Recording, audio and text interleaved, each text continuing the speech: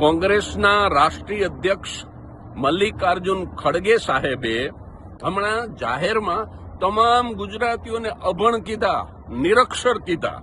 અને એટલે મારે વિનમ્રતાથી કહેવું છે કે ભારતના રાષ્ટ્રપિતા મહાત્મા ગાંધી ગુજરાતી છે અને એ પરદેશમાં જઈને બેરિસ્ટર થયેલા. પ્રથમ વડાપ્રધાન થવા માટે સૌથી લાયક ઉમેદવાર કોઈ હોય તો એ સવાયા ગુજરાતી સરદાર વલ્લભભાઈ પટેલ હતા અને એ પણ પરદેશમાં જઈને બેરિસ્ટર થયેલા.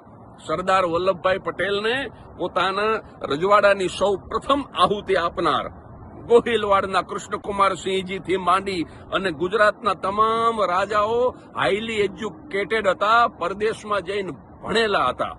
ગુજરાતના ઉદ્યોગપતિ અંબાણી, મુકેશભાઈ અંબાણી એ રિચેસ્ટ એશિયન ઉદ્યોગપતિ છે અને એ પણ કેમિકલ એન્જિનિયર છે. એટલું જ નહીં, આપણા સાયન્ટિસ્ટ ડોક્ટર વિક્રમ સારાભાઈ, ઈસરોના સ્થાપક, એ તો હાઈલી એજ્યુકેટેડ હોય જ. આપણા સાહિત્યકારો ઝવેરચંદ મેઘાણી, પન્નાલાલ, સુંદરમ, ઉમાશંકર, તમે જેટલા નામ લ્યો, આ બધા જ અંગ્રેજી કાવ્યોનો ગુજરાતીમાં અનુવાદ કરનાર હાઈલી એજ્યુકેટેડ સાહિત્યકારો હતા. અને અમે લોક કલાકારો, હું તો નાનકડો કલાકાર છું, પણ 3 અલગ અલગ યુનિવર્સિટીમાંથી મેં 3 વખત પીએચડી કર્યું છે.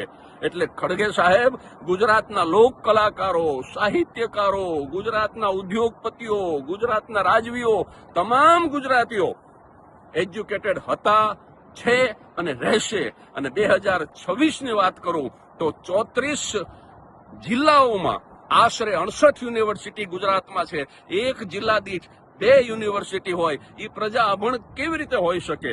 અને તમે જયારે પ્રવચન કરતા હતા ત્યારે સિમ્પલ અંગ્રેજીમાં લખેલું, એમાં કોઈ આંકડાકીય માહિતી નહોતી. ખાલી મોદીની ટીકા જ કરવાની હતી. અને છતાંય તમે હાથમાં કાગળ રાખી અને એક એક લીટી તમે વાંચીને બોલતા હતા. અને મોદી સાહેબ પરદેશમાં જાય, વ્હાઇટ હાઉસની અંદર પ્રવચન કરતા હોય, અંગ્રેજીમાં બોલતા હોય, તો પણ ક્યારેય હાથમાં કાગળ નથી રાખ્યો, ક્યારેય સ્લીપ ઓફ ટંગ નથી થઈ. તો આદરણીય ખડગે સાહેબ, તમે જ નક્કી કરજો, ગુજરાતીઓ અભણ છે કે કોણ અભણ છે?